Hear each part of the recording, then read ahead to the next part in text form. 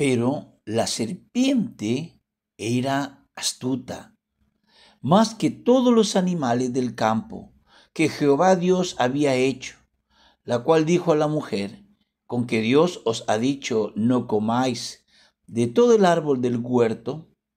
Y la mujer respondió a la serpiente: del fruto de los árboles del huerto podemos comer, pero del fruto del árbol que está en medio del huerto, dijo Dios, no comeréis de él, ni le tocaréis, para que no muráis. Entonces la serpiente dijo a la mujer: no moriréis, sino que sabe Dios que el día que comáis de él, será abierto vuestros ojos y seréis como Dios, sabiendo el bien y el mal. Amén. Gloria a Dios. Amados amigos, muy buen día. Saludamos en esta nueva semana a cada uno de ustedes, amados oyentes. E instamos a estar orando por nuestro país, que cese esta cadena de violencia sangrienta, delincuencial en las diferentes ciudades de nuestro país.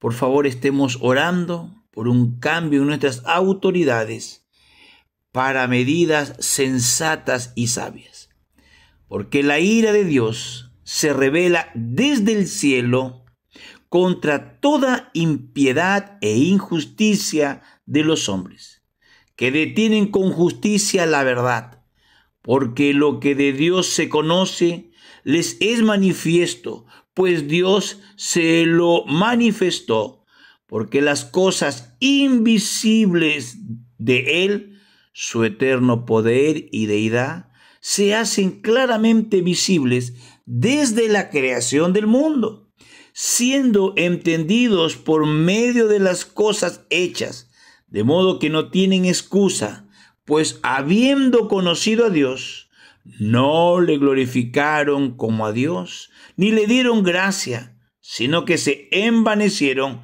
en sus corazones, en sus razonamientos y en su necio corazón. Fue entenebrecido, profesando ser sabio, se hicieron necios. Amén. Dios ayude a nuestro país.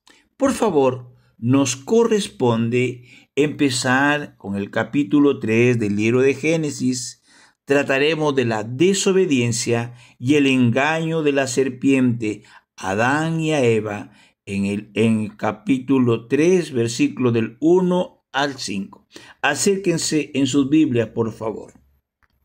En los capítulos 1 y 2 de Génesis, observamos que el hombre se encuentra en un estado de inocencia.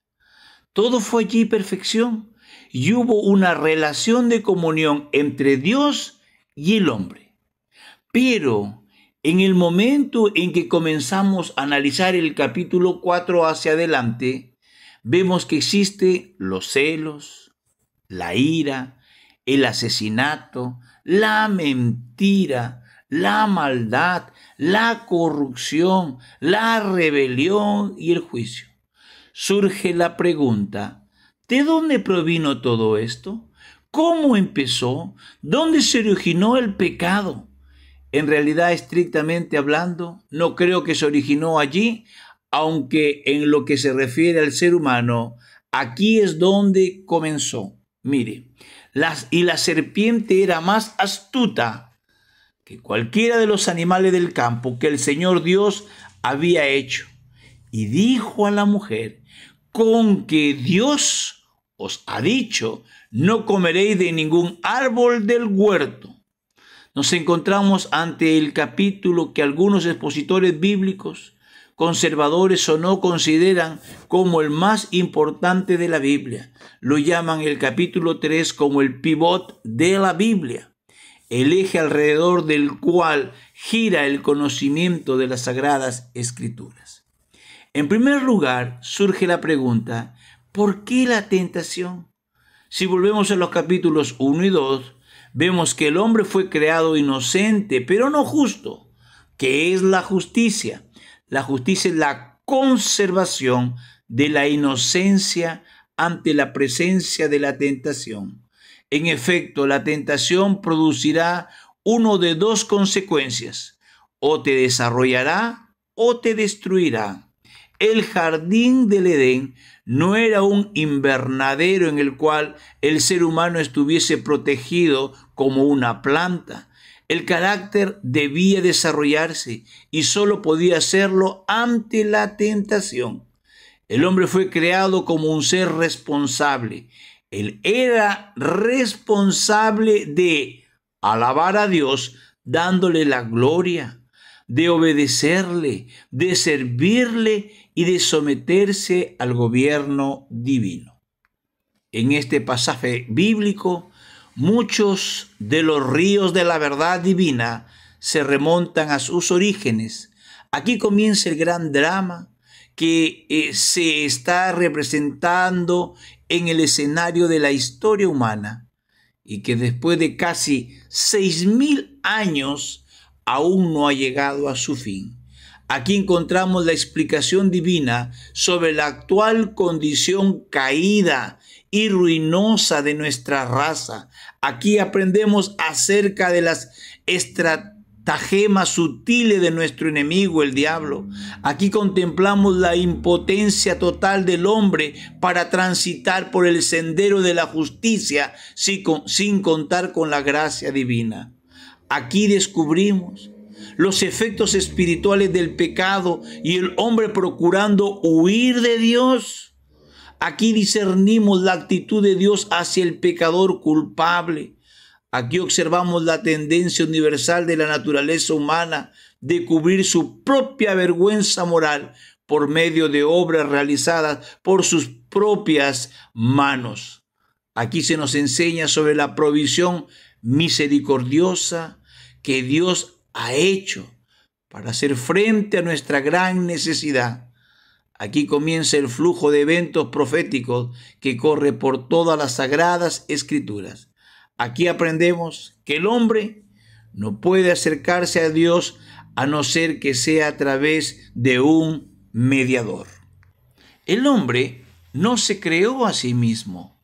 Ninguna creencia afirma esto, sino que Dios le creó. Y Dios no fue un déspota arbitrario en las condiciones o prohibiciones que estableció. Él le había dicho al hombre que no debía comer del árbol del conocimiento del bien y del mal, y que si lo hiciese en ese momento, moriría. Dicho árbol no era el único del jardín del que podía alimentarse. Por supuesto, habría sido totalmente arbitrario permitir que el hombre muriese de hambre al no poder comer del árbol prohibido, si este hubiera sido su único medio de subsistencia, y al mismo tiempo se le hubiera dicho que moriría si comiese de él. En el jardín había una gran abundancia de árboles que producían fruto. El hombre no tiene ninguna necesidad de comer de aquel árbol en particular. Por consiguiente, el ser humano apareció en la escena como una criatura responsable con la posibilidad de elegir. En el primer versículo se nos presenta a la serpiente y surgen inmediatamente preguntas: ¿de dónde vino? ¿Cómo se introdujo en el jardín del Edén? Por lo que nos dice la palabra de Dios, la serpiente no era una criatura que se arrastraba. En realidad no se nos dice cómo llegó, simplemente se nos informa que se encontraba allí. El relato bíblico deja muchos detalles fuera. La serpiente fue una criatura que podía ser utilizada por Satanás. Él la usó y este es el método que él emplea en la actualidad. El apóstol Pablo, hablando de falsos apóstoles, de siervos fraudulentos que se disfrazan como apóstoles de Cristo, escribió lo siguiente en Corintios 2, capítulo 11, 14. Y no es de extrañar, pues aún Satanás se disfraza como ángel de luz.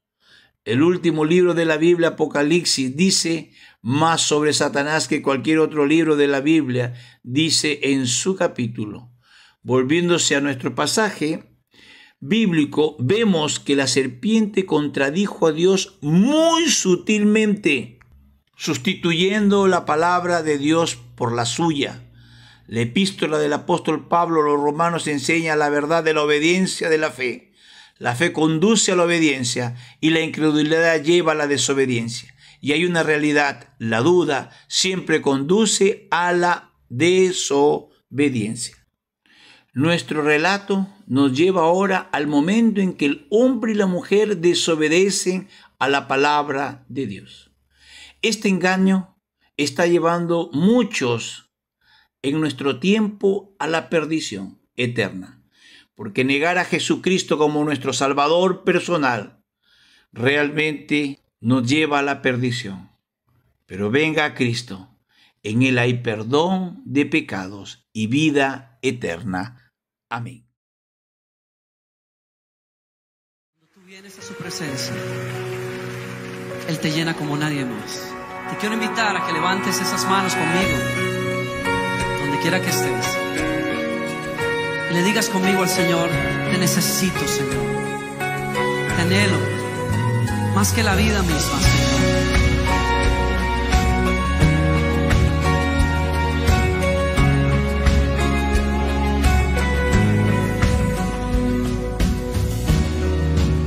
Es mi delicia estar en tu casa,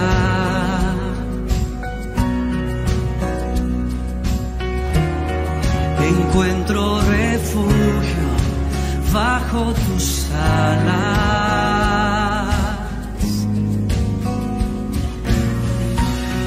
Dichosos te alaban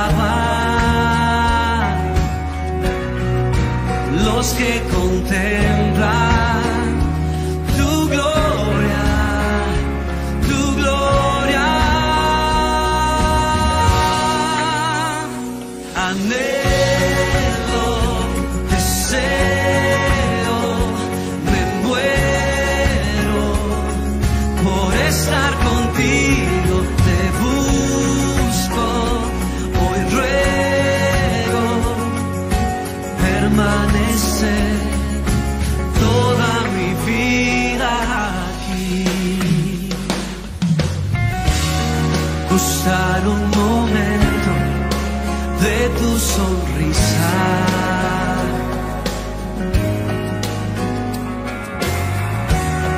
vale más que un tesoro, más que una vida. Sí, dichosos te alaban los que contemplan